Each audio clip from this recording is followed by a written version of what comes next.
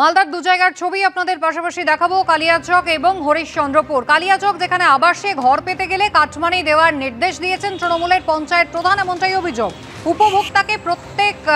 উপভোক্তা প্রতি 7,000 টাকা করে দিতে হবে পঞ্চায়েত সদস্যদের, এমনটাই কিন্তু ভিডিও ভাইরাল হয়েছে। আর তারপরে কিন্তু শোরগোল পড়ে যায়। আর অন্যদিকে হরিশ্চন্দ্রপুর, যেখানে কাটমানির টাকা ফেরত চাইতে গিয়েছিলেন এক ব্যক্তি, আর তাতেই আক্রান্ত হতে হয়েছে তাকে। বেধড়ক মারধর করা হয়, একই সঙ্গে শ্বাসরোধ করে খুনের চেষ্টা করা হয় বলে অভিযোগ।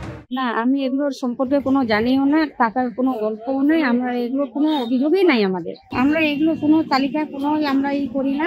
এগুলো তালিকা কি হচ্ছে না হচ্ছে প্রশাসন আইনের জায়গায় করবো। ষড়যন্ত্র করা হচ্ছে। আর যেহেতু আমি টিএমসির মেম্বার, আমাকে কি করে ফাঁসানো যায়, আমাকে কি করে বঞ্চিত করানো যায়, এটার জন্য ওরা সবাই উঠে পড়ে লেগেছে।